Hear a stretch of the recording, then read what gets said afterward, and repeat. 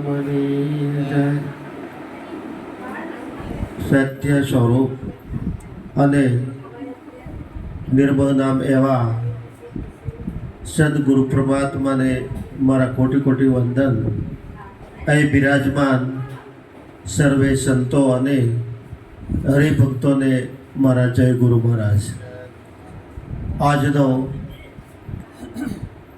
વૈશાખ સુદ પૂર્ણિમાનો અવસર તારીખ 1 મે 2026 અને શુક્રવાર ધારી મુકામે રાઘવ મહારાજ અને જયાબેન મહારાજના આંગણે રાખવામાં આવ્યો છે. ધન્ય છે એમના ભાવને, ધન્ય છે એમના પરિવારને. અહીં ખૂબ જ સંતવાણી રજૂ થઈ,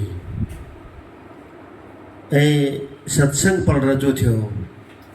પણ જેની સુરતા પરવીડ હોય એ શબ્દનો મર્મ સમજી શકે, એ શબ્દનો આનંદ લૂંટી શકે. આ જીવનમાં પ્રયત્ન કરવાથી બધું પ્રાપ્ત થાય, પણ સંતનો જેને સંગ મળે એ નિશ્ચય ઉપર આવે છે, નક્કીપણા ઉપર આવે છે કે મને બધું પ્રાપ્ત થવા છતાં એ જે શું ખૂટે છે. જ્યાં સુધી ગુરુગમ પ્રાપ્ત ન થાય, જ્યાં સુધી ગુરુનું સાનિધ્ય સ્વીકાર્યું ન હોય, ત્યાં સુધી આ જીવન મળ્યું તો શું કામનું. એટલા માટે કહેવાયું છે કે દેવથી દુર્લભ એવો આ દેહ છે, એનો વિચાર ન લાયા. મનુષ્ય દેહ મળ્યો હતી મોંઘો, ફોગટ જન્મ ગુમાયા. લાલન જેને આત્મને ઓળખાયા, એ તો મિથ્યા જગમાઈ ગયા. આ મિથ્યાપણું મિટાવવું હોય તો આજ 21મી સદીમાં આધુનિક યુગમાં એવા સંત પુરુષ મળે છે, એવા સંત સદગુરુ મળે છે તો આ જીવનનો ઉદ્ધાર કરે છે. કારણ કે આજે પ્રયત્ન કરવાથી ભૌતિક સુખ પ્રાપ્ત થશે, પણ જ્યાં સુધી સદગુરુનો સંગ ન મળે, સદગુરુનું શરણ આપણે ન સ્વીકાર્યું હોય, ત્યાં સુધી શાશ્વત સુખ પ્રાપ્ત થતું નથી. માટે આ તનનું અને ધનનું સુખ આજ હોય તો કાલે ન હોય, પણ જે સદગુરુ મહારાજ એવું સુખ બતાવે છે જે શાશ્વત છે, અવિરત છે, એ ત્રણેય કાળમાં એ સુખ રહેલું છે. માટે આ સભામાં જેને સદગુરુ પરમાત્મા ભેટ્યા છે, જેને સદગુરુ પરમાત્માની કૃપા ઉતરી છે, એના જીવનને ધન્ય છે. માટે જેના માથે ગુરુની મહેર છે એના કાયમ માટે લીલા લહેર છે. માટે આ સંત સ્વરૂપના દેહના દર્શન નથી કરવાના, પણ એ સંતની અંદર જે વિદેય રૂપ રહેલું છે, આ વ્યક્તિના દર્શન નથી કરવાના. એમાં જે વ્યાપક તત્વ રહેલું છે એના દર્શન કરવાના છે. એ દર્શન કોણ કરી શકે? કે જેને સદગુરુને પ્રગટ પરમાત્મા માન્યા હોય, સદગુરુનો જે શબ્દ હૃદય ધર્યો હોય, એ સદગુરુને પરમાત્મા માને છે. માટે આવેલો શ્વાસો ફરી આવે કે ન આવે એની કોઈ ગેરંટી નથી.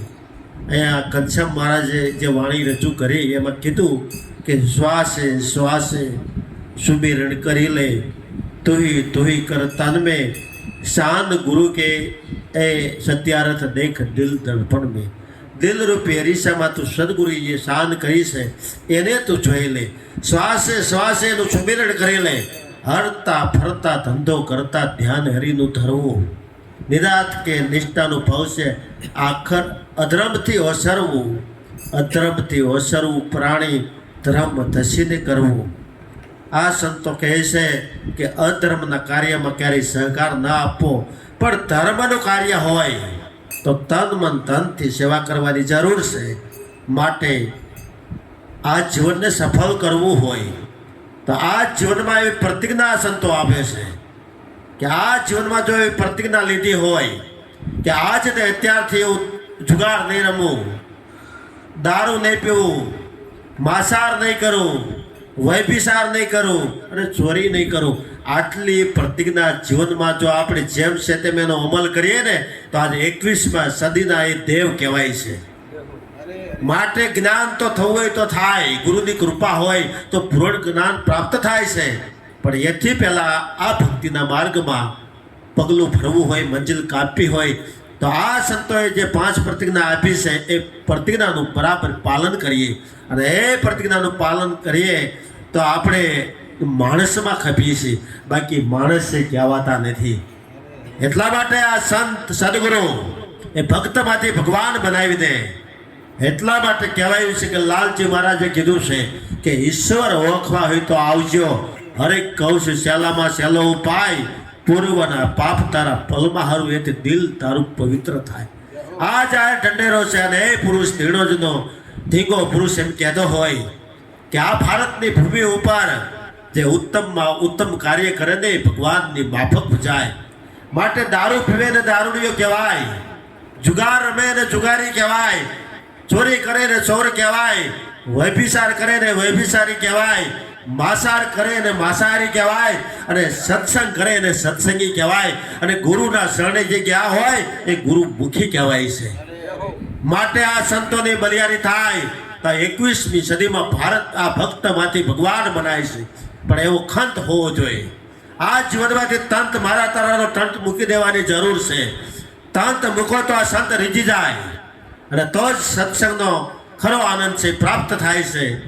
માટે આ ભારત ભૂમિની અંદર એવા હંસ પુરુષ પ્રગટ થાય અને એમાંય પરમહંસ જેવા રામકૃષ્ણ પરમહંસ જેવા પુરુષ પ્રગટ થાય તો એના સાનિધ્યમાં વિવેકાનંદ જેવા પુરુષ પ્રગટ થાય, જેને એ પુરુષ કહેતા હોય કે ઉઠો જાગો અને ધ્યેય પ્રાપ્તિ સુધી મંડ્યારો.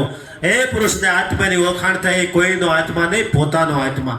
માટે આ દેહને ઓળખવાનો નથી. તસવીરમાં ને ફોટામાં આપણે દેહને ઓળખીએ છીએ, આ દેહના દીદાર કરીએ છીએ, પણ આ દેહની અંદર વિદેય રૂપ પારખવું હોય, એને નિરખવું હોય તો એવા પૂરણ સદગુરુ મળે ને.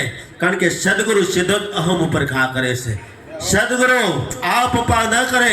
સદગુરુ એમ કહે છે કે મન તું આવું ક્યાં અથડાય, બીજો નથી બોલતો. માટે જાગીને જો તારા રૂપને કોઈ જોતામાં તુજ ખોવાય. આ સદગુરુ મહારાજનો સીધો ઈશારો હોય. સદગુરુ મહારાજ બનાવે નહીં, સદગુરુ મહારાજ અહમનો ભાવ મિટાવી દે, જાતિનો ભાવ મિટાવી દે. માટે અંતમાં કહેવું હોય તો કહેવાય કે જાતિપણામાં જીવનારા તો ઘણા હોય છે, પણ અજાતિનો ભાવ પ્રગટ કરનારા કોક આવા સંત વિરલા હોય છે. આજે બનીને ફરનારા તો ખરાબ હોય છે, પણ મટીને આ સંતોના સંગમાં રહેનારા કોક એવા સંત પુરુષ હોય છે. માટે જે ગુરુને પરમાત્મા માને છે, ગુરુનો શબ્દ જેને જીવનમાં ઉતાર્યો છે એને ધન્ય છે. અંતમાં બાબુરામ મહારાજ દેથાણની ભૂમિ ઉપર કહે છે કે વચન સરનું જીવન હોય, વિવેક સરનું જીવન હોય એવા સંત પુરુષમાં. કારણ કે વચનનો વિવેક કરવાની જરૂર છે. વચનથી વધે નહીં કાંઈ, કે વચનનિષ્ઠ જેનું જીવન હોય. જ્ઞાન તો આપણને પ્રાપ્ત થાય છે, પણ એ જ્ઞાનમાં વિવેક ખૂટે. આ સત્સંગથી વિવેક આવે છે અને સમયસરનું જીવન. કારણ કે આ સંતો સમય આવે સાવધાની કે 12 માથે 2 વાગી તો ઊંઘ કેમ આવે? આ ખેતર પાકી જાય, નેવા નમી જાય અને આ ફીતું ગળવા લાગે અને પછી સત્સંગનો જોવે એવો મજા નહીં આવે. માટે યુવાનોને જાગવાની જરૂર છે. યુવાન જાગે તો ભારતમાં ક્રાંતિ થાય. અને અંતમાં એમ કહેવું હોય તો કહેવાય કે ભારતના ભુવા અને ભૂદેવ આ જીવને સત્ય માર્ગ બતાવશે તો ભારતમાં ક્રાંતિ થશે. અને જે ભુવાઓ સત્ય રાહ બતાવે છે, જે ભૂદેવ સત્ય રાહ બતાવે છે, એને તો કોટી કોટી વંદન છે અને એનું સન્માન થવું જોઈએ. માટે ઉઠ જાગ મુસાફિર પર ભયા. હમણાં માનવ જીવન યાત્રા પૂરી થઈ જાય છે. એ યાત્રા પૂરી થાય એની પહેલાં નિજ સ્વરૂપને જાણી લો. એવા કોઈ સત્સંગ, એવા સદગુરુનું શરણ સ્વીકારી લો. અને જેને સદગુરુ મળ્યા છે એને તો લીલા લહેર છે. માટે ઉઠો જાગો અને ધ્યેય પ્રાપ્તિ સુધી મળ્યા રહો. એ બિરાજમાન એવા દિવ્ય પુરુષને મારા કોટી કોટી વંદન. બોલો સદગુરુ મહારાજની જય.